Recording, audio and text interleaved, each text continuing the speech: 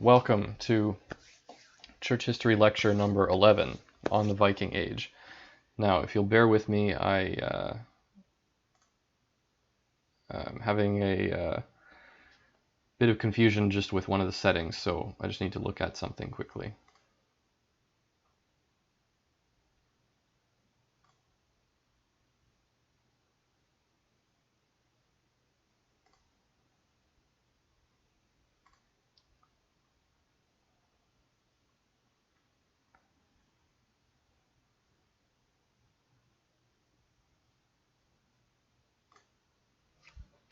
Okay, it looks like our settings are okay.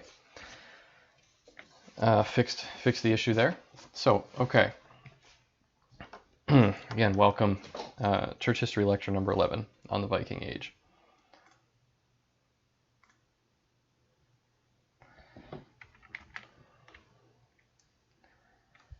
So, tonight we are taking up right where we left off in the last lecture.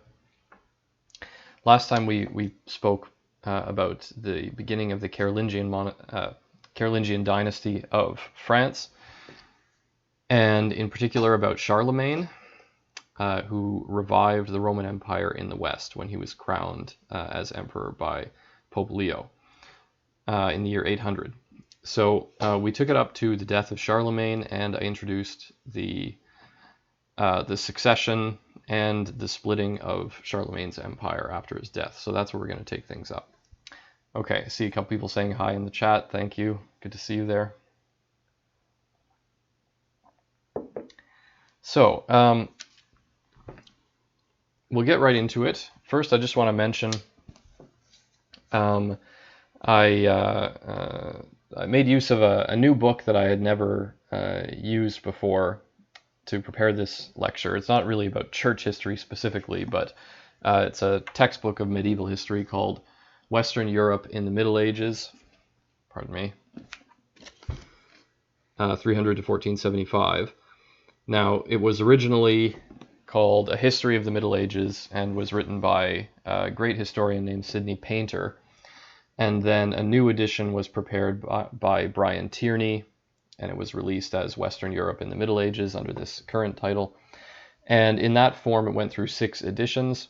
The first edition was around 1972, I think, and then the last one was 1999, the 6th edition. And both Sidney Painter and Brian Tierney are great medieval historians of the 20th century. Brian Tierney in particular has had a major impact on modern Catholic scholarship about the history of both canon law and Catholic ecclesiology, including papal infallibility, things like that. He published a very important book in the it was either the late 1950s or the early 1960s called The Crisis of Church and State. He's published on the history of, but essentially the overall Tierney thesis is that modern constitutionalism, in the sense of rulers being bound by a basic set of recognized laws that are superior to them. His thesis is basically that constitutionalism goes back to medieval forms of government based in natural law and based on, combination of representative institutions, custom, and natural law. So anyway, Tierney, the sort of reviser of this, very significant historian. Now, this is just it's a medieval textbook that wasn't on my radar before.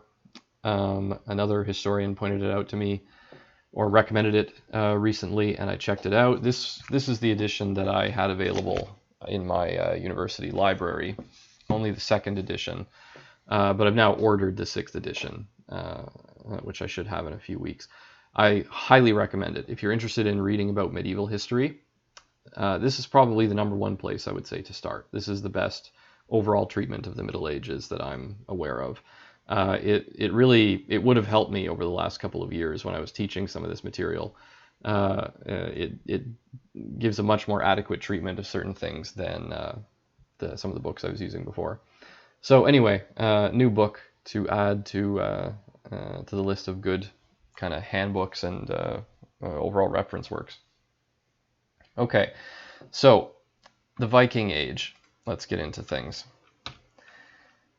So we're going to, again, where we left off is with Charlemagne and his descendants. So Charlemagne had united essentially Christian Europe, at least Christian Europe apart from the remaining eastern half of the Roman Empire, the Byzantine Empire. Charlemagne had united most of Christian Europe into one empire with him at its head. But that empire did not stay together. It didn't last after his death. He passed down the empire undivided to his son, Louis the Pious. But Louis the Pious had three sons, and the Frankish practice was to split the inheritance. And so Louis tried to arrange things so that his son Lothar would be essentially the High King and have the imperial title over the other two, so that the empire would remain intact, and he would give smaller sub-kingdoms to his sons Charles and Louis.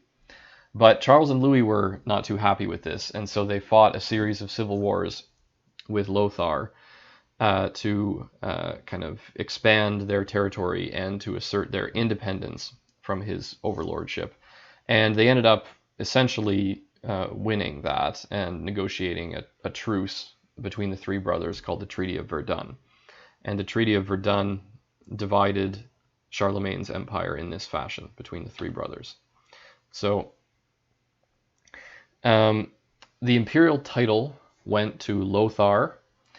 This is from that Tierney and Painter book, this genealogy, and it's spelled Lothair there. So the imperial title went to Lothar and his sons, so they were the emperors after the death of Louis the Pious. Charles the Bald was king of France, Louis the German, king of essentially Germany. They were called the West Frankish Kingdom and the East Frankish Kingdom at the time, but again, they roughly correspond to modern France and Germany. And the imperial title passed on through the sons of Lothar for a few generations, and then was transmitted over to the children of Louis the German, and then petered out early on in the 10th century. By about 910, there was no longer anybody holding the title of emperor anymore. And so the Roman Empire in the West had been briefly revived by Charlemagne and hadn't lasted more than about 100 years. So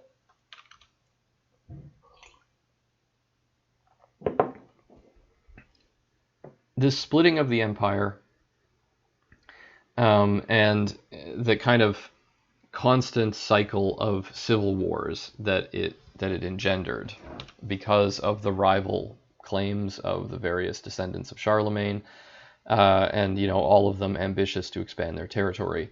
So there was kind of endemic warfare between the descendants of Charlemagne and also some of the local dukes and so on, so that the borders shifted quite a bit, from time to time over the next century and a half. So this breakdown of Charlemagne's empire coincided with a devastating series of invasions of Christian Europe by non-Christian peoples from outside the borders of Charlemagne's empire.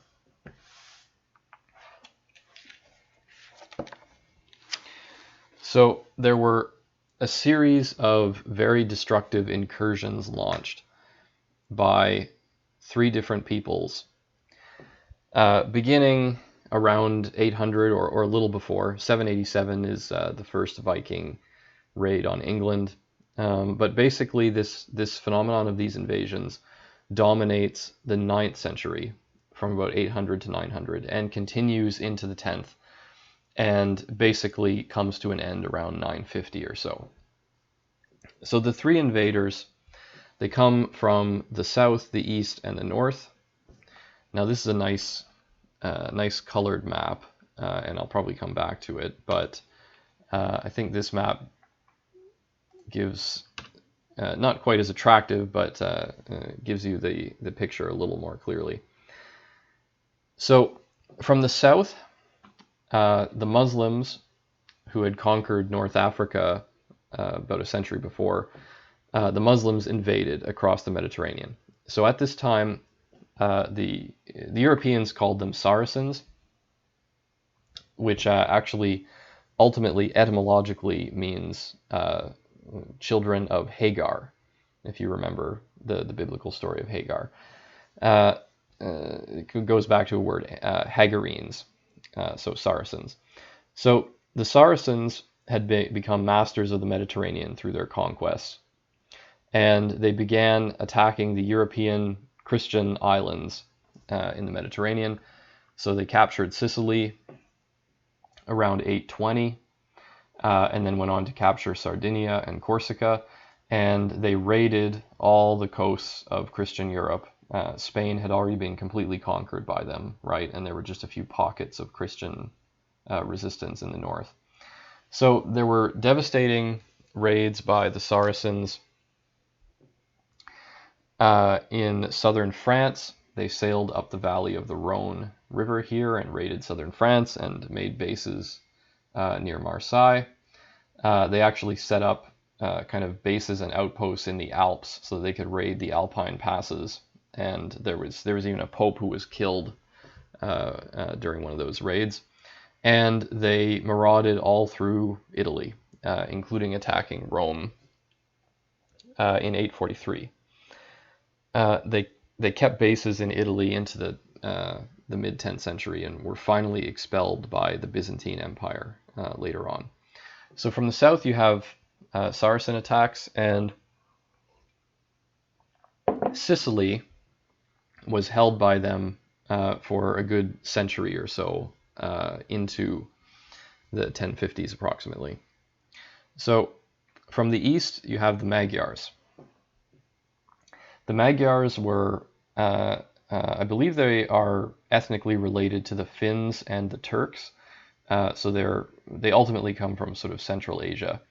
And they were one of these many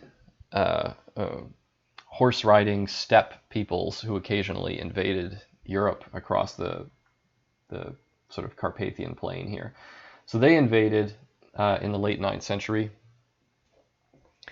Around the year 900, they swept up the Danube River Valley and began raiding Germany and then westward into the Rhine Valley, and actually got as far as Reims in northern France.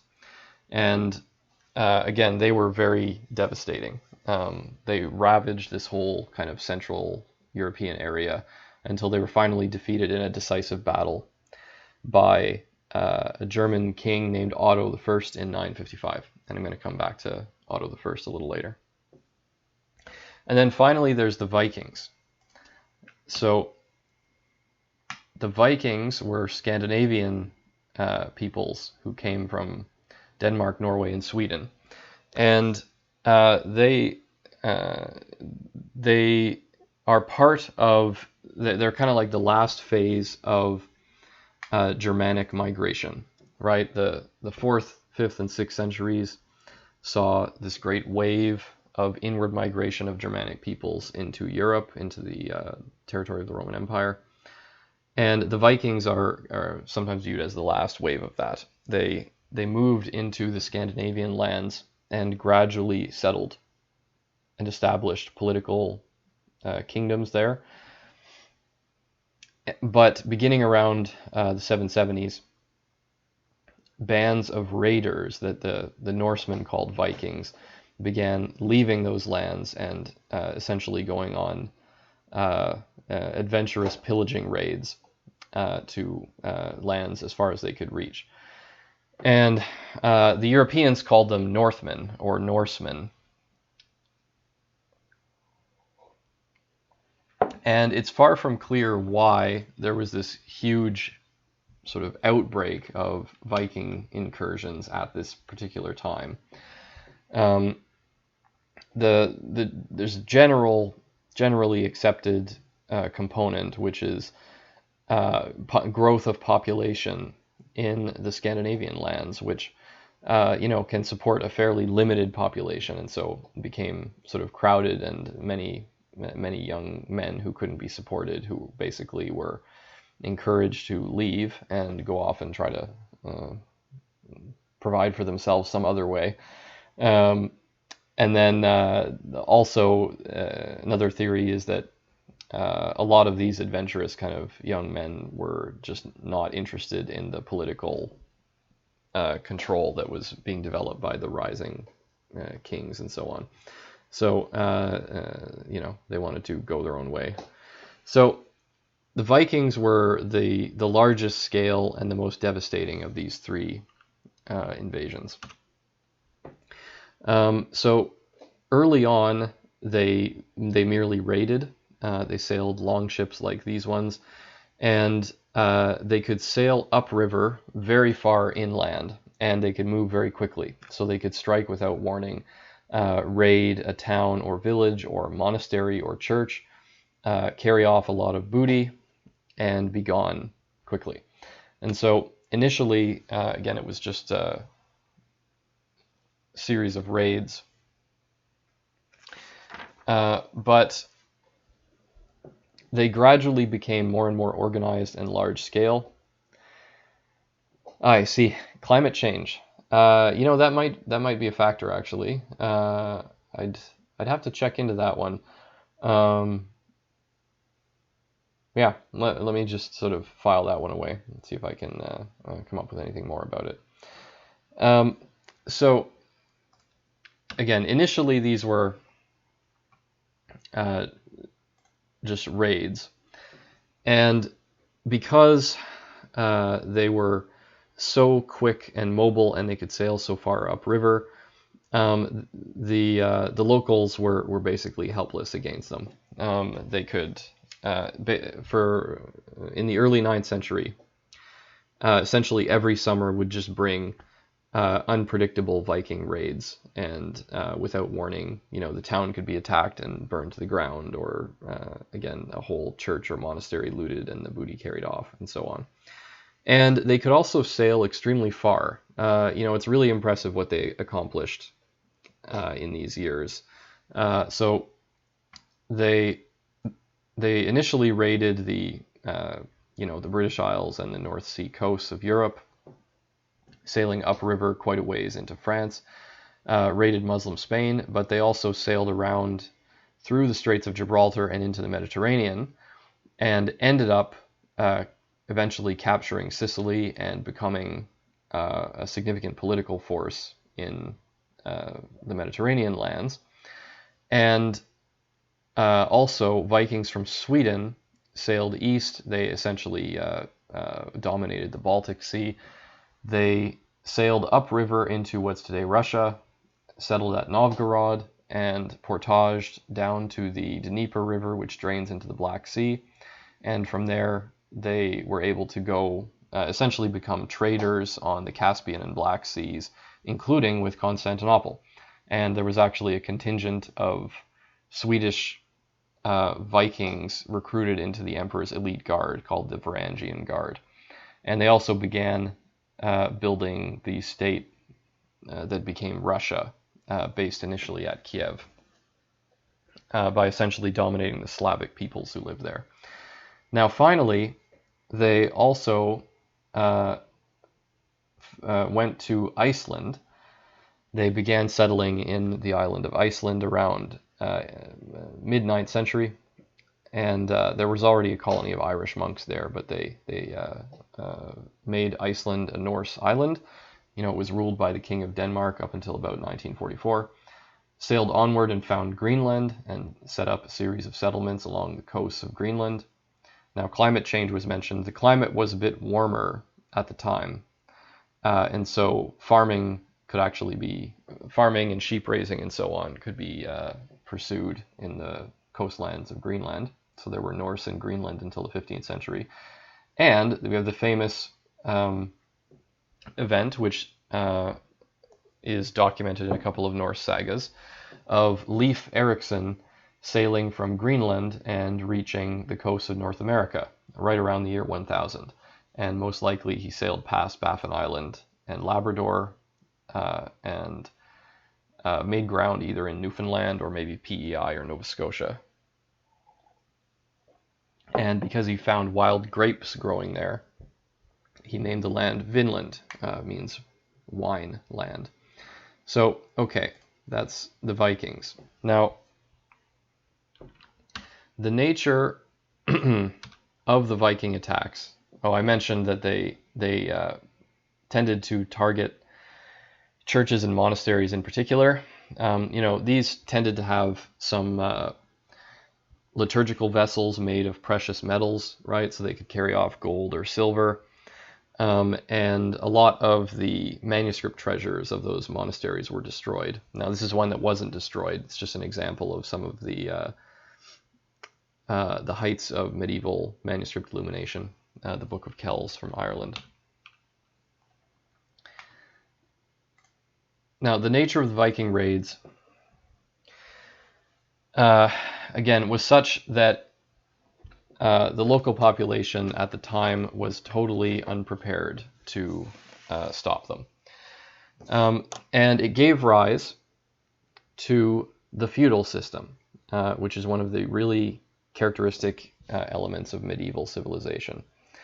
So the feudal system, it's a general term for a system of military organization that also became the basic political structure, beginning in France and Western Germany, and then spreading from there to England and eventually most of Western Europe during the High Middle Ages. And feudalism is essentially an ad hoc kind of improvised adaptation to the Vikings, to the Viking invasions. So the essential problem was that, again, the Vikings could sail upriver and attack a town or a village or what have you with little warning or essentially no warning, and then be gone before any army, any organized military force could come and defend the locals. If a town was fortified or there was an army nearby, the Vikings could just leave and move on to another town, because early on they weren't interested in actually conquering areas. Later on they began settling and conquering, but we're going to come to that a little later tonight.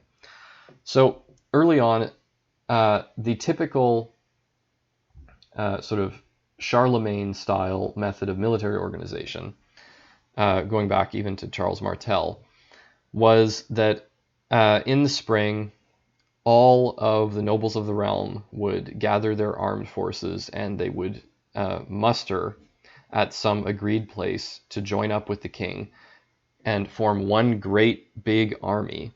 And then the king would lead that army out for the summer campaign, right? And this was totally useless against the Vikings, because, again, by the time the army mustered, the Vikings would raid wherever they wished. The army could not assemble or move fast enough to meet the threat, and also wherever the army was, the Vikings could just avoid. So the only effective defense that was going to come was a locally organized defense. And so what happened is,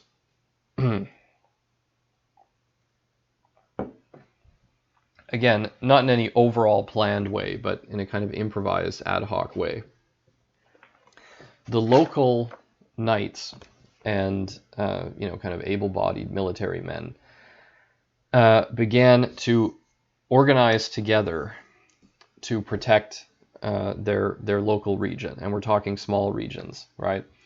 And they would muster under a common leader when the Viking threat was approaching to deal with them. And what you ended up having is an extremely decentralized military organization, right? That's essentially a pyramid in structure. But rather than one army led by the king, the army is decentralized to the point that it's organized at the very, very local level of, a few knights. And the key element to protecting a village or several villages was the lord's building of a motte and bailey fortification, like this shown here. So this is actually a pretty strong motte with an actual stone castle. A lot of the keeps were wooden in the early centuries, but the basic principle is that the Lord digs a ditch enclosing, a moderate-sized area. So digs a ditch, uses the dirt from the ditch to build a hill, and the hill is called the motte, and then builds a keep on top of the hill, and then encloses the ditched-in area with a palisade wall. And so the hill with the keep on it is the motte, and then the larger enclosed area surrounded by the ditch is called the bailey. And so the idea is, if the Vikings show up, the local people, the peasants and so on, can flee within the safety of the bailey, and if the Vikings actually attempt to attack or storm the bailey, they can retreat to the motte, and the Vikings, unless they were organized in really large bands, were not really capable of taking a motte. And so within a motte, the people could take shelter with the Lord and hold off the Vikings for as long as they needed, a few days maybe. And when the Vikings left, then they could go back out to their fields and so on. But again, this had to be the whole landscape had to be dotted with these motte and bailey fortifications because of the Viking threat. So this is, in very brief, the genesis of the feudal system of military organization. Now, it also became the basic organizing principle of the political system as well, because combined with the Viking threat, combined with the breakdown of Charlemagne's empire, made the central authority of the king increasingly ineffective. And so instead what happened is that authority was devolved to the local military lord, who was originally just a kind of military figure. And so you have feudalism, right? So the whole of the noble class, the military class, is organized into a chain, a hierarchical chain through fealty, right? So the lower lord, like at the lowest level, a knight, does homage to his lord, takes an oath of fealty and becomes the lord's vassal or the lord's man, hence right? And that lord does homage to a lord above him, and he does homage to a lord above him, etc. And you have this pyramid, and ultimately it terminates in the king. But the king is almost theoretical figure in this time, because everything has to be done locally if it's going to be done at all.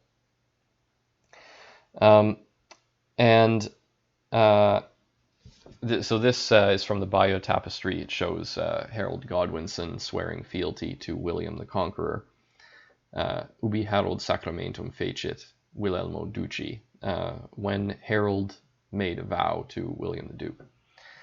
So again, feudalism, originally a system of military organization, but it comes to also involve political authority. So the local, baron or count or duke or what have you, also was responsible for doing justice in the land under which he was lord, and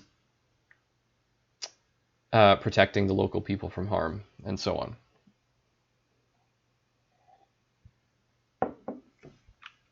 Now, there's a right. So a knight receiving his arms from his lord. There's also a system of economic organization that goes with feudalism, called manorialism, or the seigneurial system, where the farmers, the local farmers or peasants of an area, are organized into manors, and each manor belongs to a particular knight or baron or count or what have you. And there's a whole system of organization of agriculture there. But again, the basic essential feature is that it provides enough economic support for the lord to devote himself to military pursuits. Because, again, anybody who's going to be the main method of warfare at this time used in Western Europe is mounted cavalry. And mounted cavalry warfare using sword and lance, first of all, it's expensive in the context of the time. You need to maintain, a stable of horses and a whole bunch of armor and gear. You need people to care for the horses and help you with them. You need to feed the horses, which requires oats rather than just like straw, which you can feed oxen with. And the other thing is that being a knight and fighting with sword or lance from horseback is very difficult. And so you have to basically devote your whole life to mastering the skills and keeping in good form with them. And so you essentially need to, you need to work, or you need to pursue military craft without having to work, right? And so the whole system is based on the peasants providing the labor and the lord being able to live off of what they produce from the land so that he can devote himself to military pursuits and in turn can protect the peasants from raiders like the Vikings and so on. So there's a lot more that could be said, obviously, about the feudal system. But we're gonna move on to the church in the Viking Age. So these invasions from three fronts, but again, most especially the Vikings, caused an era of disarray and anarchy for the church as much as for the rest of society. It's kind of like a second dark age, although it's certainly not as severe in terms of sort of decline of literacy and technology and civilization and so on as the earlier dark age. And in fact, there was economic growth in Western Europe during even the 9th and 10th centuries. So in general, there's a great deal of disarray and anarchy. At the same time, the church contributed constructively to this era in a number of ways. And I'm going to highlight two of them. One is supporting the rebuilding of monarchies and supporting the kings in kind of recovering and establishing or asserting their authority. And the second way is in supporting the efforts to essentially Christianize the population, reform and rebuild the church, and raise the standards of clerical living and education and monastic life and so on. A lot of those things break down quite a bit or fall to a lower level between the years, let's say 800 and 900. But the church, from within the church, there also came a strong impulse to revive and rebuild those things, which tends to be called reform, although there might be a better word than reform. So, okay, first of all, monarchies. So we'll look at England for a minute. Now, England was not incorporated into Charlemagne's empire. There were a series. England was basically a patchwork of Anglo-Saxon kingdoms that had been formed through the invading Anglo-Saxons who had pushed the Celtic peoples west into Wales and Cornwall and so on. So there was a group of Anglo-Saxon kingdoms, and the king of Wessex at the time when the Vikings struck was Alfred the Great, who became the leader of English resistance to the Vikings. So the Vikings first struck England in 787, and initially their main targets were monasteries. They burned Lindisfarne and Jarrow. Jarrow was where Bede had been just a few decades before. They essentially, soon enough, they began invading England in earnest and settling and attempting to conquer the land. And so Alfred, King of Wessex, organized the resistance. And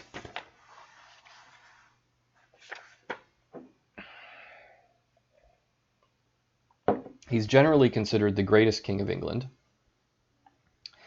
He wasn't actually king of all of England at the time, but he was definitely the leader, the overall leader of the English resistance to the Vikings. And he's kind of like England's Charlemagne. He has many similarities to Charlemagne, although he was probably a more intellectual and less sort of passionate man than Charlemagne. So Alfred, the early years of his reign, he was mainly fighting against the Vikings. And he had some pretty bad defeats early on and had to actually hide out in the marshes of the southwest of England. But eventually he won back enough territory that he could make a negotiated settlement with the Vikings. And so what they agreed was to split England. And the southwest of England would remain under English kings, led by Wessex. And then the northeast of England was called the Danelaw, the land of Danish settlement and rule. And so the Danes were essentially allowed to keep the northeastern half of England. And this is how Alfred managed to negotiate a peace and an end of further conquest. Now, one important term of the agreement with the Danes that Alfred insisted upon was that the Danes convert to Christianity, which they did. And so it meant that they integrated pretty easily with the rest of the English. And within a few generations, England was essentially united again. And there was not a distinct separation between the two. But Alfred also, he contributed to the rebuilding of English society after the Dark Age and supported the church. So he endowed educational institutions and supported building of monasteries and so on. And Alfred himself actually was quite literate. He could read Latin as well as read and write his native English tongue, which was Old English at the time. And he himself actually began translating important Latin works of Christian literature into the English tongue for the benefit of his countrymen. So he translated Pope Gregory the Great's Pastoral Care, his Manual of Pastoral Care, Bede's Ecclesiastical History of the English People, and Boethius's Consolation of Philosophy. So Alfred was just a truly great king. All through the next several generations after Alfred, there were churchmen who led the way in trying to rebuild after the devastation of the Viking raids, and especially to rebuild and reinstate the formation of the clergy and proper disciplined monastic life. So there was a monk named St. Dunstan who led the reform of the Benedictine monasteries within England, and eventually they established a new set of essentially supplementary rules to St. Benedict's rule, or supplementary additions that would govern Benedictine monasteries within England and would ensure that they maintained a kind of high standard of monastic life. And those remained in place until the Reformation. There were bishops like Alfrich and Wulfstan who were very famous and popular preachers trying to kind of spread and instill the Christian faith in the general population. So there was a lot of productive things in the English church in the 9th and 10th centuries and into the 1030s, 1040s. The Viking and Dane issue continued somewhat. So I won't go into the details, but there's a Danish interlude in the monarchs of England, beginning with Canute, that lasts for 3 kings, when a Dane took over the monarchy and then handed it on. Now, Canute was actually known as a very good king, but there was the possibility of England being essentially brought into a Norse empire under Canute, but it didn't happen that way. And in the end, the dynasty returned to the Saxons with Edward the Confessor, and that's where you get to the Norman conquest, which we could potentially cover if we carry on this series to that point, but we'll see. So, okay, England. Now we turn to France. In France, the Carolingian dynasty was rapidly petering out, and in the 10th century, so in between about 900 and 950, the descendants of Charlemagne began to alternate with a new family called the Capet family as monarchs of West Francia, the Western Franks. And eventually Hugh Capet took over the monarchy and handed it on consistently to his own family.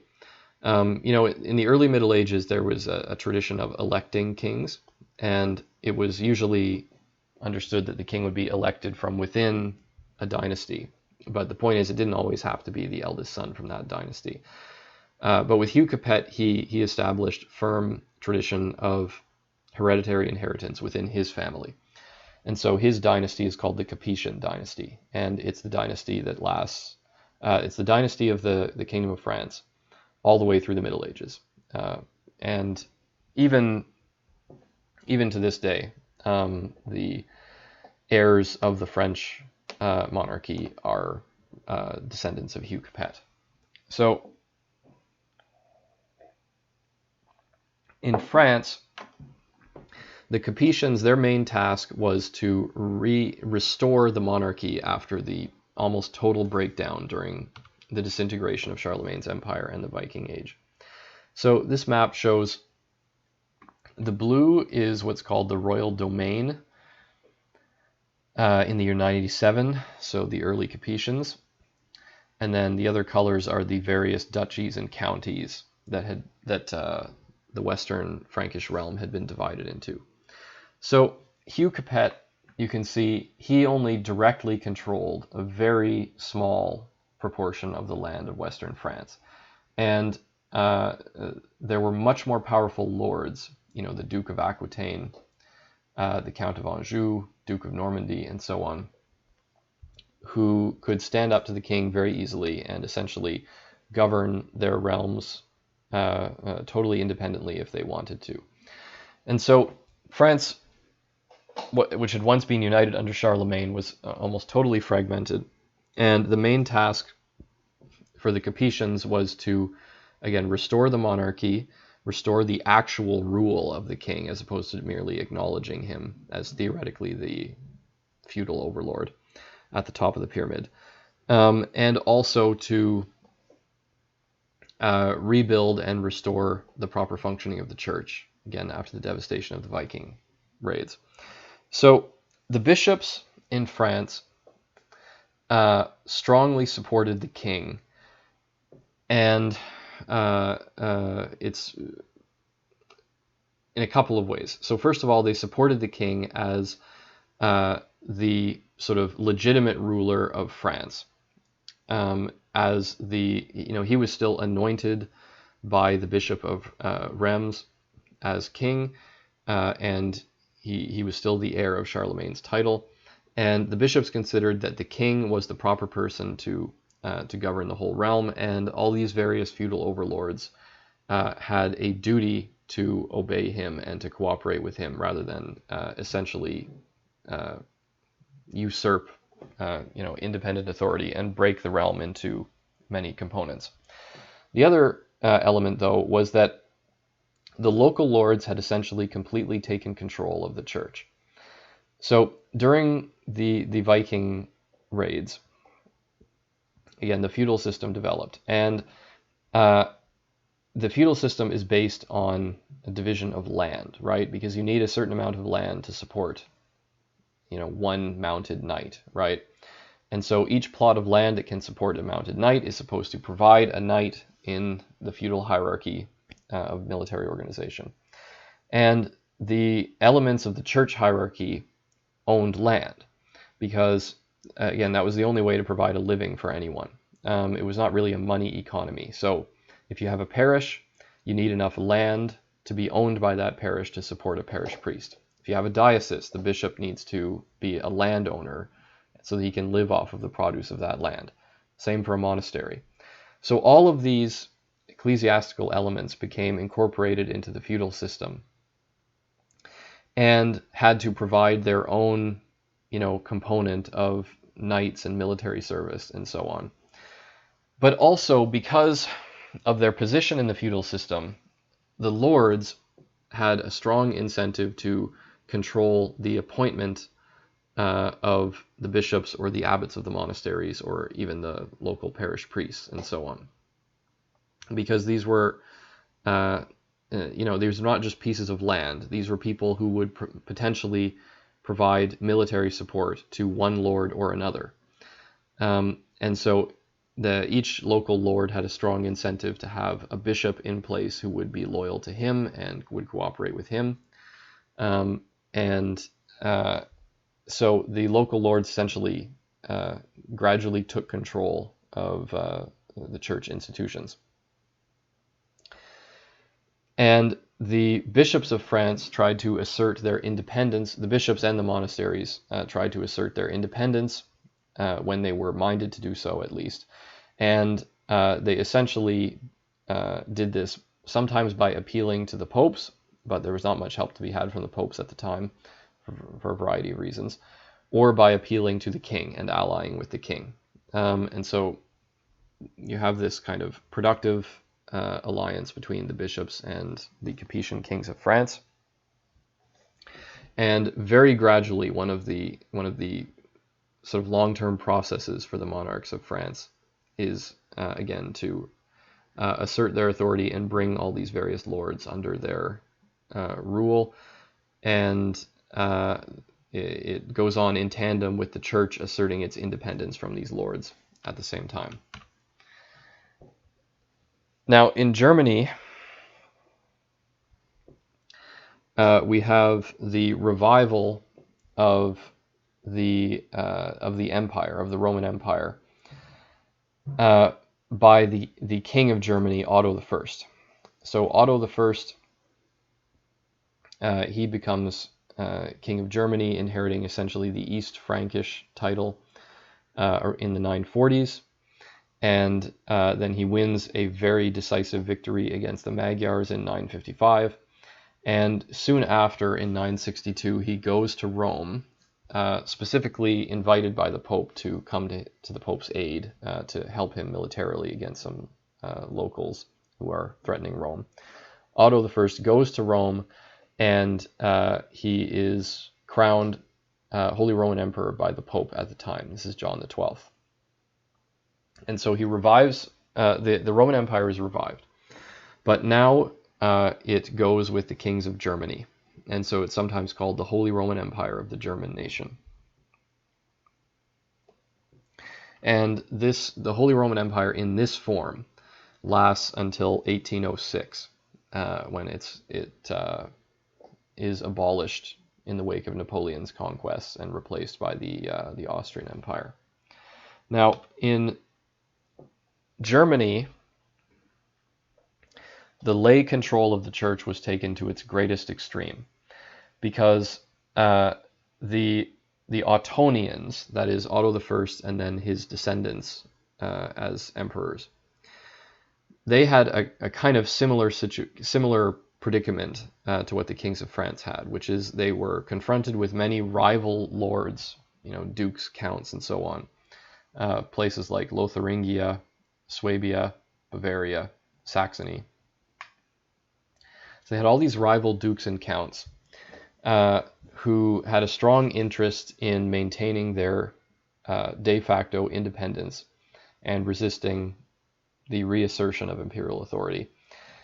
And the surest allies that Otto could have was bishops who were appointed by himself, or abbots of monasteries who were appointed by himself. Because in the feudal system, all these local lords firmly established the custom of handing on their lands and their military positions hereditarily to their heirs. And so Otto had no control over, who these men were, who occupied these positions. but he could directly interfere in the choice of bishops. Now, bishops were supposed to be elected. According to canon law, bishops were supposed to be elected by the local clergy and the local people of the diocese. And what Otto tended to do is not outright destroy that system, but instead either nominate a bishop who would then be accepted by the local people, or he would veto the choice of the local people and ensure that only someone acceptable to him was appointed. But he increased the land holdings of the important bishops of Germany, like places like Cologne and so on. He increased their land holdings and granted them land that he had seized from one lord or another, or that he had under his control, to make them among the great lords of the realm, and they're called prince bishops. And so in the Ottonian Empire, this system of the church becoming completely, maybe not completely, but virtually completely turned into essentially a lay enterprise, right? The church being largely sort of secularized in the sense that the bishops are basically just political and military figures, and not chosen for that position for spiritual or moral reasons, and not particularly dedicated to spiritual priorities. So this system reached its peak in the Ottonian Empire in the 10th century. Now, as far as the papacy, there's one great pope in the 9th century, which is Nicholas I. He's the third pope given the title the Great. Leo the Great, Gregory the Great, and Nicholas the Great. And he was pope around the 850s. So he was a very strong pope. He resembled Leo and Gregory in his insistence upon the primacy of papal authority over the whole church.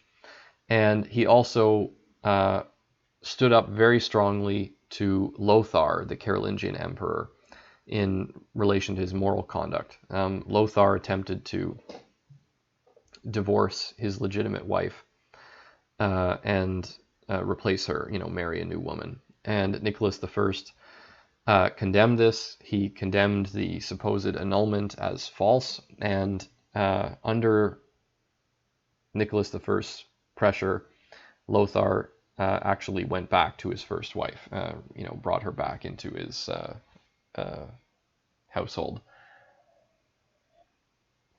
Resumed his life with her, I should say. So, but after Nicholas I, the papacy went into a period of decline. Decline in independence and importance, and also decline in moral character. So this is pretty much universally, the 10th century, from about 900 to 1000, is pretty much universally considered the low point of the papacy in church history. So there were the popes essentially became, in parallel with what was going on in other countries, the popes essentially became just a kind of position of political prestige and wealth that was controlled and fought for by the local Roman noble families, kind of mafia-like fashion.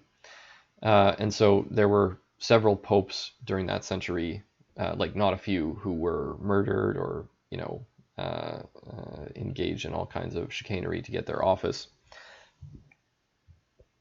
And the low point is a series of popes dominated by this dynasty of the family of Theophylact, local Roman family. And there's a number of sort of famous shameful episodes or particularly bad popes. John the 12th in particular is usually considered the worst pope in all of history. Ironically, it's him who crowned Otto I as emperor. But I think he was 18 when he was made pope. And he was the son of a previous pope who had fathered a child with a mistress. And John the 12th, the stories say that he basically turned his palace into a brothel and would drink toast to the devil and so So there's this low point of the papacy, and the papacy gradually emerges out of this after the year 1000 with the help of the German emperors. So I'm going to come to that in a moment. One interesting point to note, though, here about these 10th century popes is in their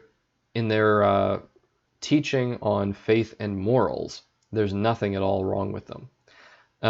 It's a very interesting thing. Most Catholic historians, whenever they talk about this time, they point this out, that although these popes were personally very wicked, and presumably at least some of them went to hell and were very nasty people, they never attempted to change the church's teaching. They never introduced heresy into the church's teaching on faith. They never attempted to change the church's moral teaching to, like, for example, endorse their vices or anything like that. So Neil and Schmont comment on how the promise of infallibility to the church continued to operate during this time and protected the church from any heretical teaching being introduced by any of these bad popes. Another Catholic historian says that John the XII, he was a terrible pope, but his bullarium, that is his bulls, his teaching documents, are faultless. There's nothing heretical or wrong or immoral in the actual teachings which he promulgated to the church. Now, so this is kind of the low point of things. The church across all of Western Europe, dominated by the lay kind of warlord classes, turned into an economic / political tool for the feudal hierarchy. Priests and bishops, not many priests and bishops, not very motivated by spiritual priorities, very worldly, and often also very poorly educated. So at the same time, there are many shining exceptions, many outstanding churchmen of this period. So the reform and recovery of the church from this low point, it begins in the 10th century and then really takes off in the 11th and becomes part of an overall kind of renewal of Western Europe that flowers in the 12th century. So it's all part of the inauguration of the great age of the High Middle Ages. So there's essentially three elements of this reform and recovery of the church. Three elements that are like leading movements in the reform and recovery of the church.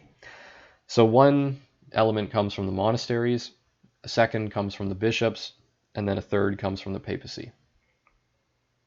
So first from the monasteries. I mentioned there were the general state of life in monasteries in the 9th and 10th centuries had declined quite a bit. Many of them had just been destroyed, and so they were in need of being refounded and rebuilt. But also those that existed, often they had just become a refuge for people who had nowhere else to go. They were not particularly focused on the spiritual life. That's the general reputation anyway. But there were a number of monastic reformers beginning around 900 who began to rebuild. So Benedict of Anian, he's often called the second Benedict, who led some reform of the Benedictine order on the continent. I mentioned Dunstan and others in England. The key new foundation is the monastery of Cluny, the Abbey of Cluny around 910. In 910. So Duke William of Aquitaine, in kind of central part of France, in 910, he consented to the request of a group of monks who wanted to found a new abbey, and so he consented to grant them a large tract of land on which to build this abbey, and he gave it a number of special provisions. The most important of these was that Cluny would be exempt from any control by local lords, including Duke William and his heirs himself. It did not owe obedience to any local lords, and it was exempt from control by the local bishop. It was subject only to the Pope. So it is a completely independent monastery, again, subject only to the Pope. And so it was essentially removed from the bargaining and fighting and attempt to dominate the church. And it was allowed to develop independently in pursuit of its ideal of a genuine spiritual life. And so they used the Benedictine rule, but they adapted it somewhat. They reduced the component of manual labor and instead greatly increased the component of liturgical offices. So the monks of Cluny spent the majority of their time involved in praying the office together in the church or in saying Mass and so on. And they also devoted a very significant component to copying and studying books. And so Cluny also became a major center for a revival of scholarship. And the abbots of Cluny became absolutely crucial figures in Western Europe, both for reform of the church, but also just in general on the overall public stage of Western Europe, from 900 to about 1050. And the monastery was lucky in having a series of very motivated and capable and prudent, but also long-lived abbots. So several abbots of Cluny really left their stamp on Western Europe. And they were some of the greatest scholars of the age.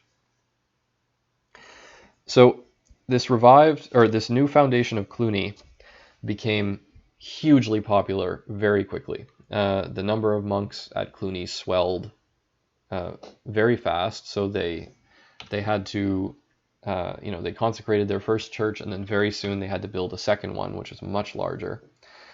And that one here it was the largest church in Western Europe at the time, I believe.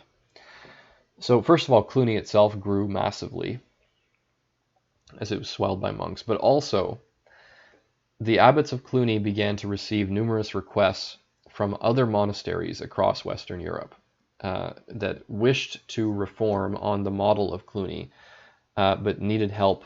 They needed guidance, but also they needed help because of the situation of lay domination and so on. And so what the abbots did is they developed a system of affiliation. So an existing monastery could affiliate with Cluny, and then it would be under the abbot of Cluny and would sort of partake of Cluny's independence and share come under the leadership of the abbot of Cluny for reforming and reviving monastic life. And at the same time, Cluny sent out colonies of monks to found new monasteries. So you had the building of the Cluniac order, and all of those monasteries, they had their own priors, but they were ultimately under the authority of the abbot of Cluny and were separate from all the local jurisdiction that might have kind of turned them aside from pursuing the monastic life.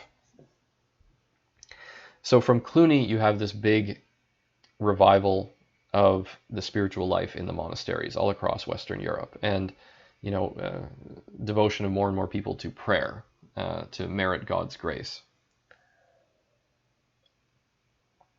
And the influence of the sort of the zeal and the grace of Cluny begins to permeate society in the 10th century. So also in the 10th century, some of the bishops begin to take up the cause of reform and also attempt to become a more spiritual and moral influence on the society around them. The church had always attempted to, you could say, evangelize the culture or influence the character of the people in which it lives for good. And there was a big new kind of zealous push for this after about 950 from some of the bishops, France, Germany, England, and so on. So a couple of the noticeable elements of this are what's called the peace of God and the truce of God. So these are attempts led by the local bishops to restrain the violence inherent in the feudal system. So the feudal system, it well, you could say it has its pros and cons, right?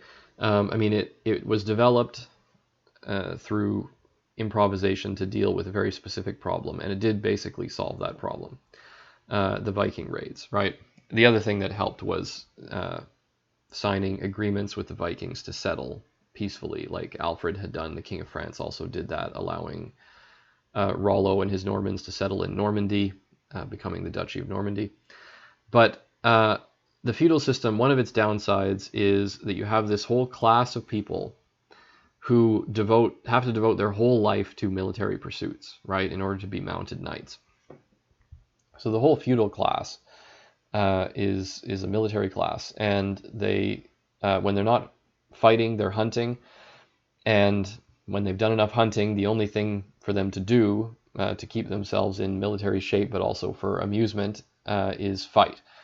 And so there was endemic warfare among the members of the feudal hierarchy, among the feudal nobles, to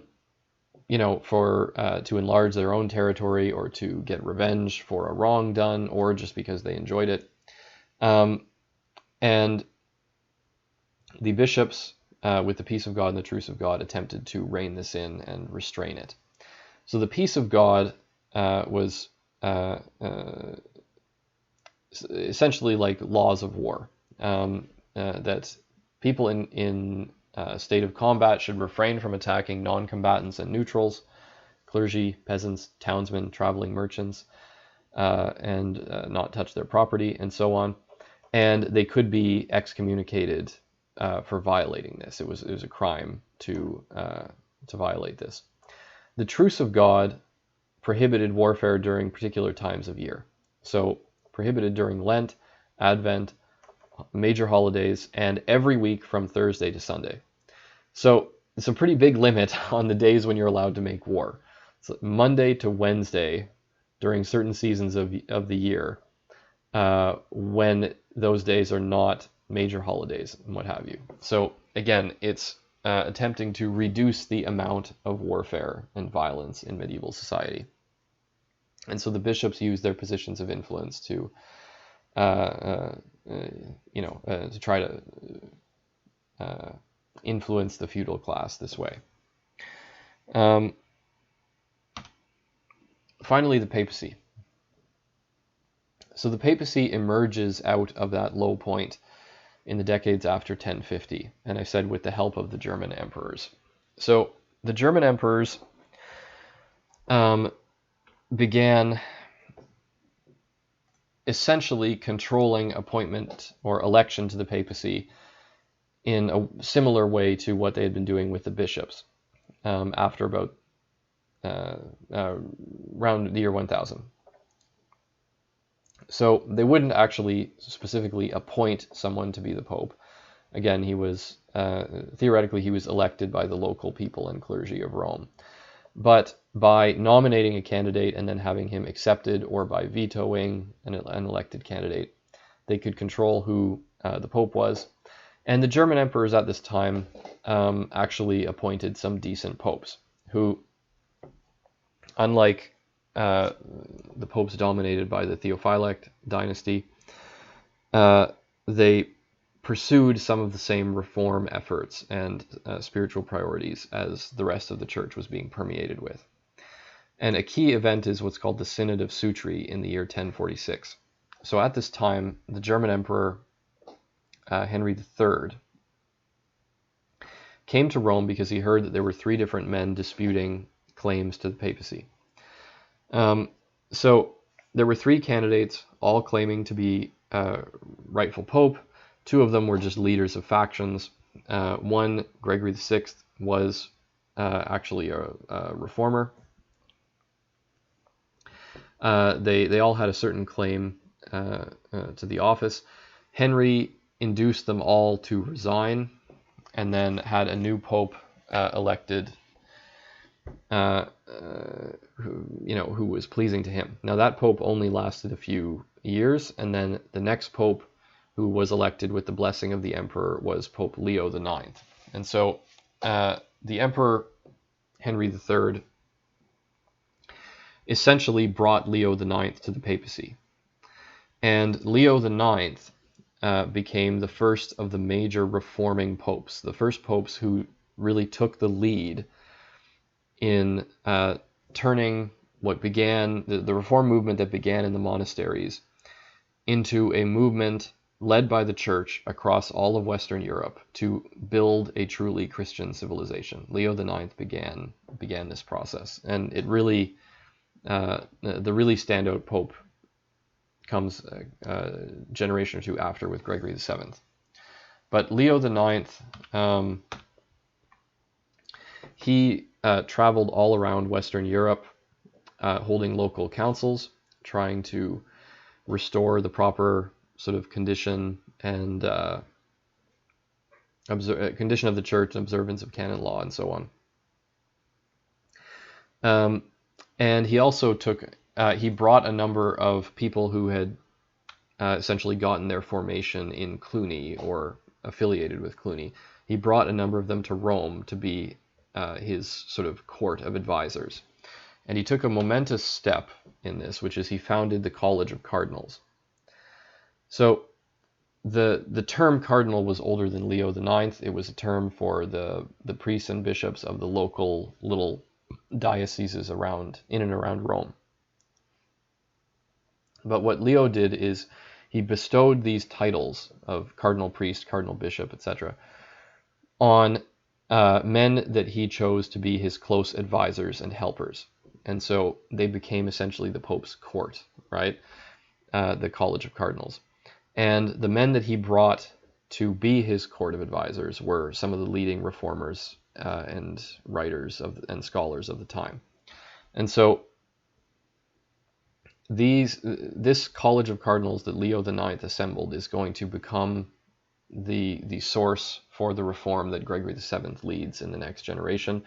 And a pope of the next generation, Nicholas II, is going to decisively take papal elections out of the hands of the laity by placing it in the College of Cardinals, right? He's going to establish the election law that, with some minor modifications, persists down to the present day. Okay, so that is where I'm going to wrap it up for the Viking Age. So in 1050, Western Europe emerges with this sort of status quo, right? England is an independent kingdom under Edward the Confessor, the last of the Saxon dynasty at the time. Charlemagne's empire has split into essentially France, ruled by the Capetian dynasty, and Germany, which is also the seat of the Holy Roman Empire now. And the Holy Roman Empire theoretically also includes the Kingdom of Italy. And the German emperors in 1050 are still dominant in the selection of the popes. So that's one of the key issues that comes out after 1054. Spain is largely Muslim, and beginning around 1050, the Christian Reconquista starts to get off the ground. The recovery of Spain from Muslim rule and essentially turning it back into a Christian nation. Now, what I'm going to take up in 2 weeks with the next lecture and the last one in this series, I had planned to go to 12, and so that'll be number 12. Now we've only gotten up to the beginning of the High Middle Ages, which of course is a very interesting and enjoyable time to study. So it would be great to do something more with this, but we'll have to see after number 12. But in 2 weeks with the 12th lecture, I'm essentially going to cover the conversion of this whole eastern and northern region of Europe, as well as, so, all of these countries, Hungary, Poland, Sweden, Denmark, Norway, all get their foundation in the 8th, 9th, and 10th centuries and it's connected with the evangelization of those peoples.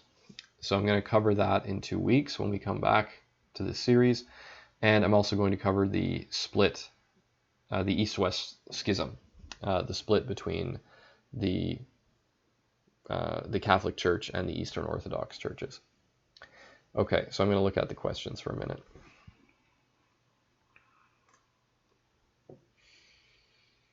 Did Vikings adhere to the truth of God?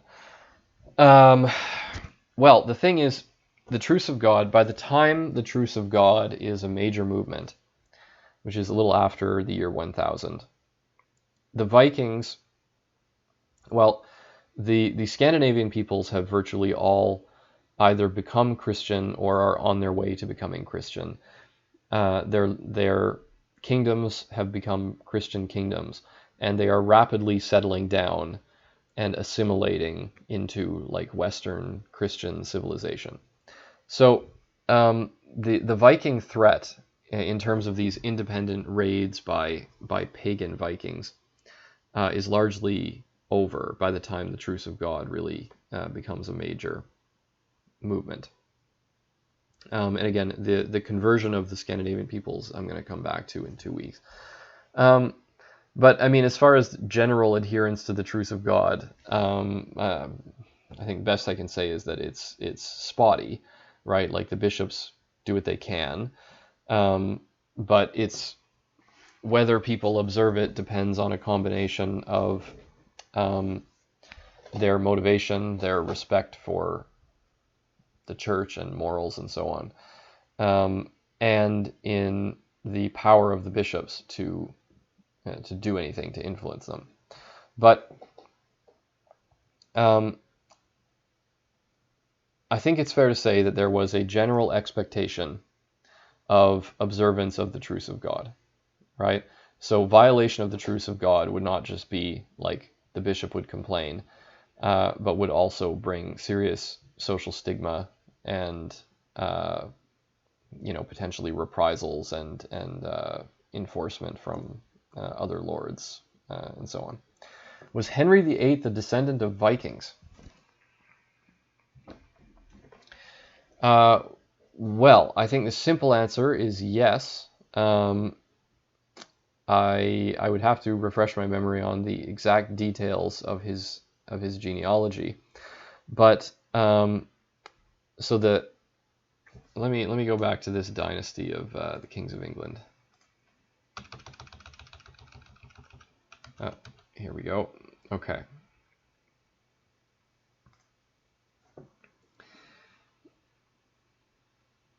So you can see on here, so this is the end of the Saxon dynasty, right? So Edward and Ethelred are, I think, they're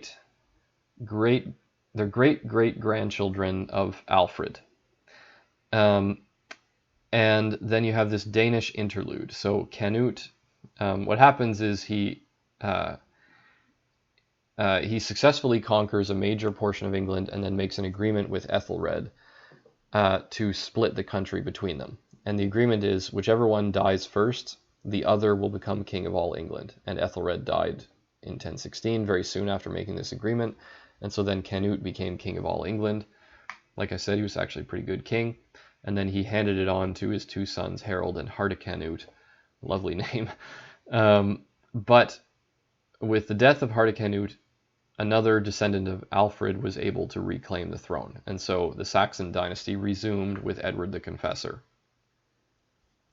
Oh, you know what? I'm sorry. The agreement with Canute was made by Edmund, the older brother of Edward the Confessor. Sorry, got one king wrong. So Edmund and Canute agreed to split the kingdom. Edmund died, Canute became king, etc. So Edward the Confessor resumes the Saxon dynasty. What we have here is the inauguration of the Norman dynasty with William the Conqueror. So William the Conqueror, he was Duke of Normandy. And what happened is he invaded England in 1066 and took the throne from Harold Godwinson, who had been elected by the English assembly called the Witan in 1066. And he took the throne and he inaugurated what's called the Norman dynasty. and it went to his son William II, and then Henry I, and then through a sort of branch of that dynasty on into the rest of the Middle Ages. Now, William the Conqueror, who inaugurated the Norman dynasty, was a descendant of Vikings. So let me get here this map. So this shows Viking settlements, right?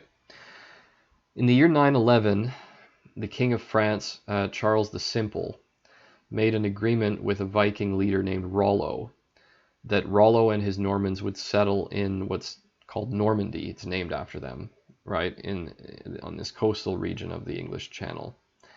And in exchange for granting them this land and allowing them to settle there, they were expected to prevent any further Viking attacks along the North Sea coast. And they pretty effectively did that. And so the Dukes of Normandy and most of the nobles of Normandy were Vikings, right? And then they were descendants of Vikings. So William I was Duke of Normandy, and therefore he was a Viking. He was like great grandson of Rollo the Viking.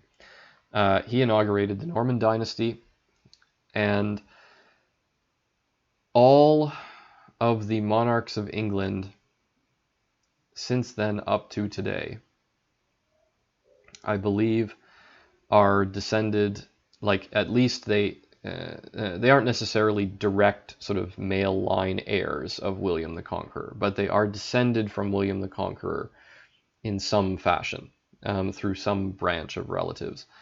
And I believe they are also descended from the Saxons through some connection. But so the answer would seem to be yes, Henry VIII was a descendant of Vikings. But so were all the other kings of England, right? Everybody who's descended from William the Conqueror is descended of Vikings. A lot of the population of England, Ireland, and Scotland is also descended from Vikings. The Vikings took over practically the whole of Ireland for a little while, and then eventually they were pushed back by the Irish to a series of cities that they founded in the eastern part of Ireland, including Dublin. So Dublin was founded by Vikings. So there was a big mixing in of Viking blood with the Irish. Scotland also was hit hard by the Vikings. The Orkney Islands, the Shetland Islands were all settled by the Vikings. So there's quite a bit of Viking blood to go around in the British peoples and the Northern French too. I think a lot of the red hair comes from Vikings, comes from Viking descent. Okay, so those are the only questions I see right now. I've got a couple of more minutes, so happy to see any more questions. Hey, look at that! Somebody watching from Houston. Good to see. Thanks for saying hi. We've just got done covering the Viking Age.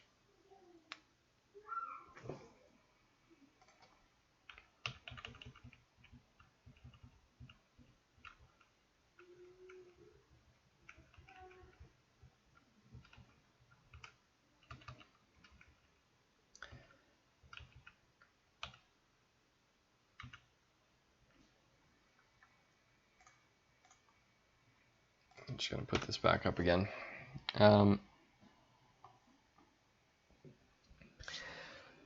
So, it's interesting to think about the fact that Christian civilization in these centuries, from about 800 to, let's say, the year 1000, was basically just this very small kind of strip that I'm circling here from Ireland, let's say Ireland, southern Scotland, England, Wales, and so on.